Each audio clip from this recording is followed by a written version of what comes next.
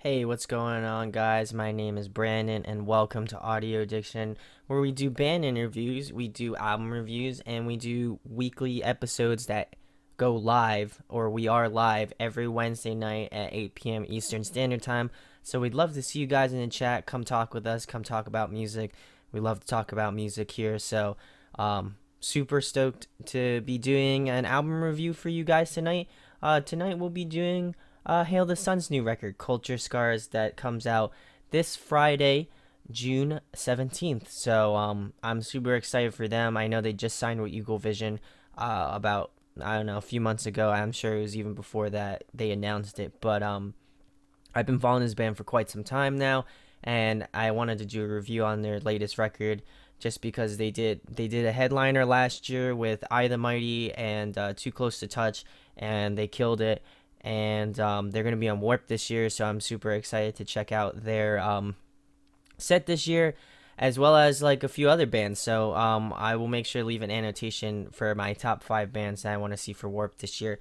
But again, I'm getting away from myself. We're going to be talking about Hail the Sun's third studio record, Culture Scars, as I said earlier. The band features Donovan Mellerow. I don't know how to pronounce his name. I'm really bad with names. But I thought an interesting fact about him is that he does cleans as well as playing the drums. Now, you can't quote me on this if you want, but I'm pretty sure there aren't too many bands that the singer is also the drummer of the band. I feel like that's quite an anomaly, and especially in this type of music. I know there are people out there that do that, especially Genesis being probably one of the more famous bands that have done it. But I'm super excited to check him out, and I've always liked his voice ever since I saw them live with I the Mighty, and I'm super excited to check this record out and give my like thoughts on it and stuff. So this is, like I said, their third studio record. Their first record was released in 2010, and it's called "Pow Right in the Kisser." I have it up on my tablet over here, uh, just for those who are wondering why I'm looking down. But and then their second record, "Wake," was released in 2014 on Blue Swan Records, which is owned by Will Swan of Dance Gavin Dance.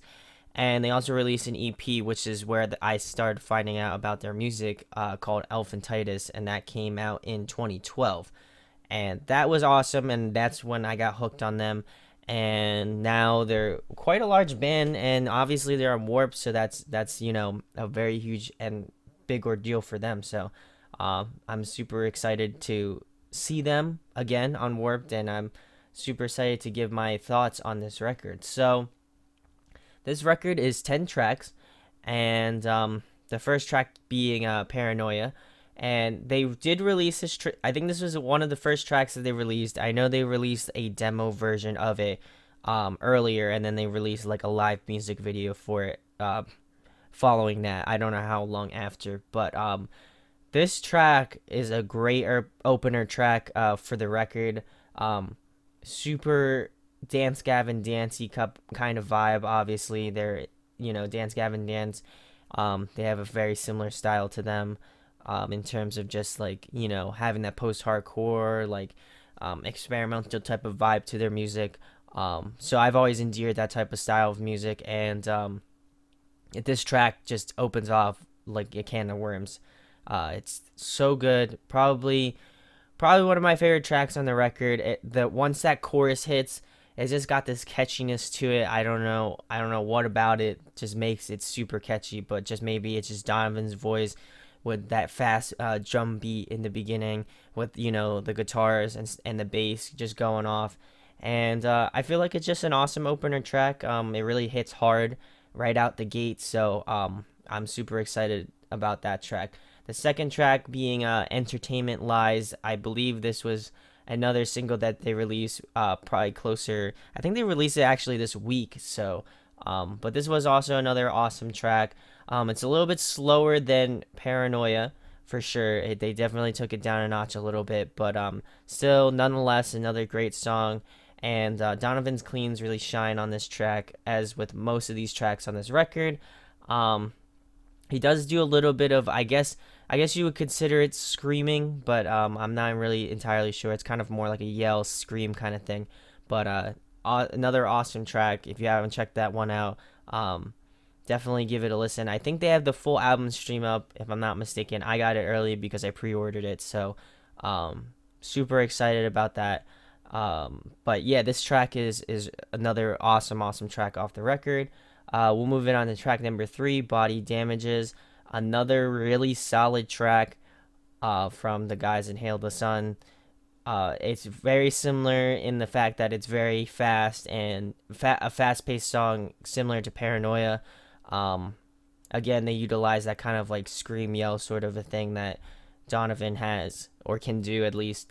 Um, just another super solid track, probably another one of my favorites. And I like the contrast between, between 1 and 3, and then the next track being Words of Gratitude, parentheses parents. Uh, I feel like between one and 4, it's a cool off-putting thing where they'll have two heavier kind of like faster paced tracks, and then in between, which are 2 and 4, Entertainment Lies and Words of Gratitude, they're kind of slower, more melodic tracks. And while I do like both of the tracks, I do like that Hail the Sun kind of took the smoother approach with 2 and 4. I just feel like it kind of breaks up.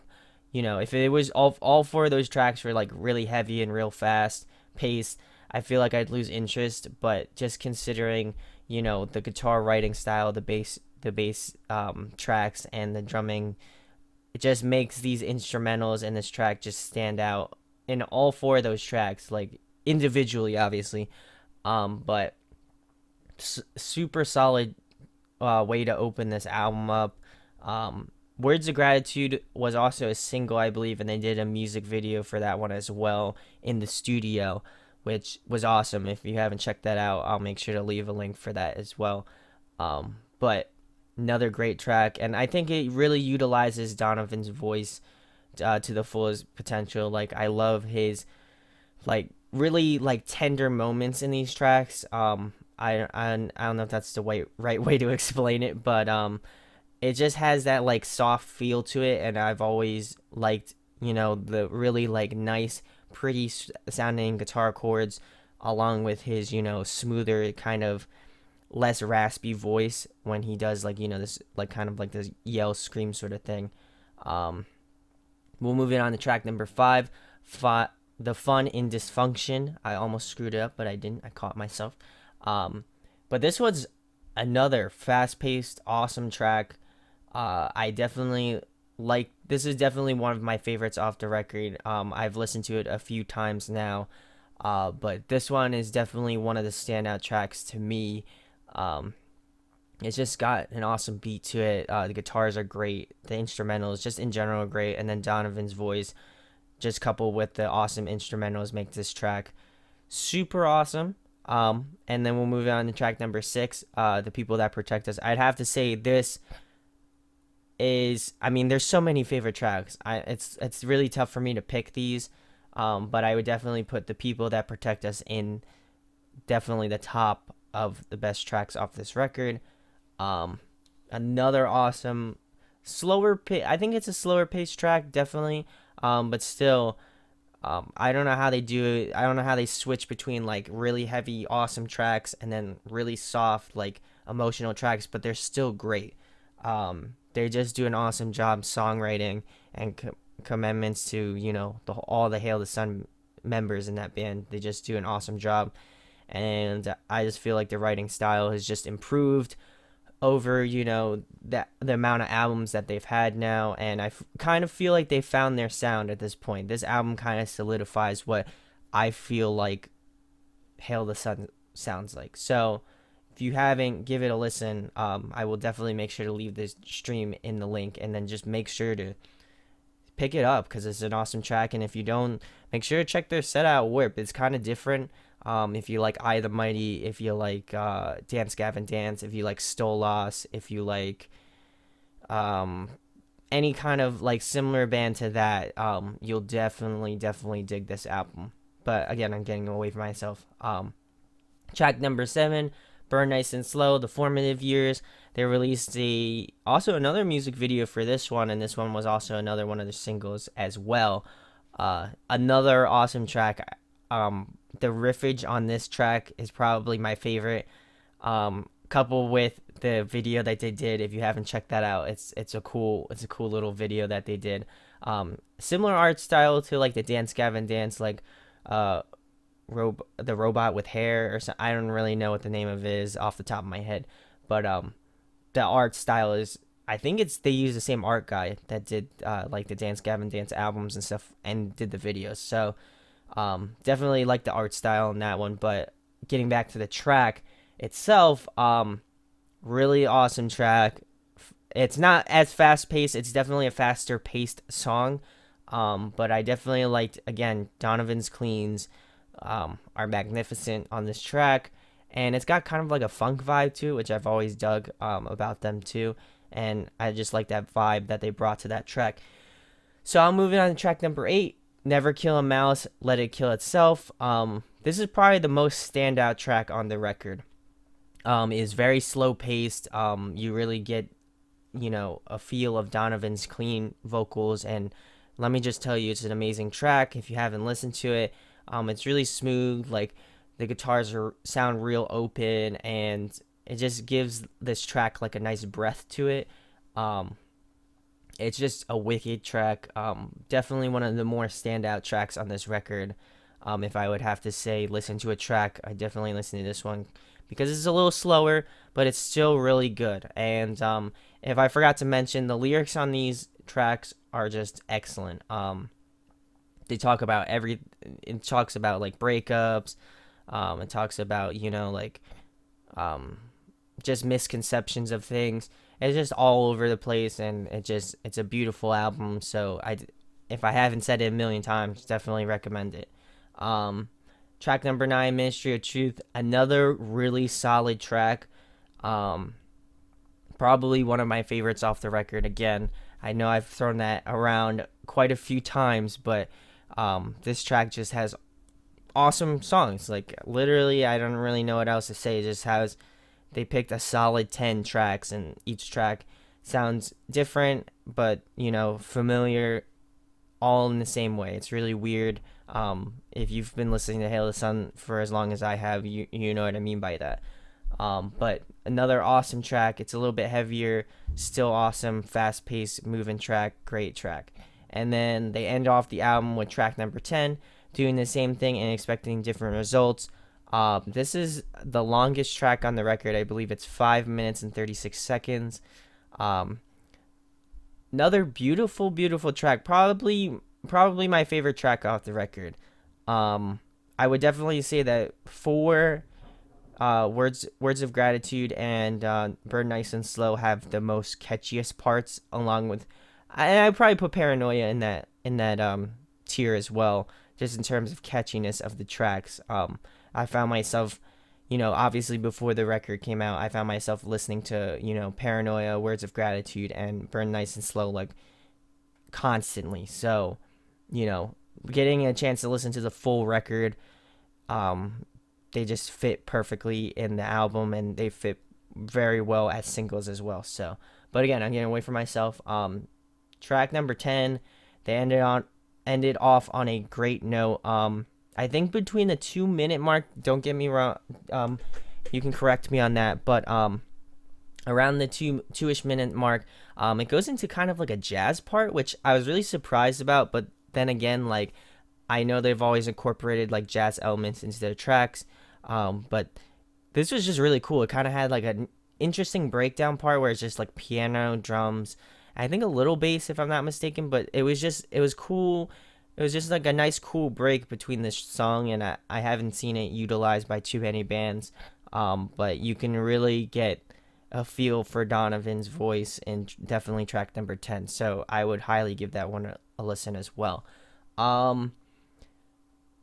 This album I really can't say anything bad about, and it's not because I'm biased, because I like the band. I just feel like if you like Dance Gavin Dance, if you like Still Lost, if you like I the Mighty, then you'll definitely get a lot out of this album. There are some rock kind of ish tracks. There definitely is a lot of post-hardcore influence, similar with Dance Gavin Dance. I know I keep referencing them, but they do have a strong Dance Gavin Dance vibe. And just each track on the record sounds different to me. Let me know what you think in the comments below, if you think that, this album isn't that great, or for whatever reason. I mean, obviously this is all about opinion. I think it's a great album, and I've been following it for quite some time, so I'm gonna think that they're a great band. But I'd really like to know your thoughts on it. But this album is probably the quintessential post-hardcore album. If you like Dance Gavin Dance, if you like Stolas, if you like I the Mighty, if you like Idola, if you like I don't know who else, Idle Hands, but just a super solid record. I'd probably give it a 9 out of 10. Definitely super solid record. I don't feel like it was a perfect record, but I feel like it is in my contender of album of the year for sure, just because it's got that diversity to it. There are some slow tracks, there are some fast-paced tracks, there's some tracks you really got to think about in this album, but overall I really just dug this album, and you should check it out, as well as make sure you subscribe to our channel and like the video, and that's it. So I'll talk to you guys later.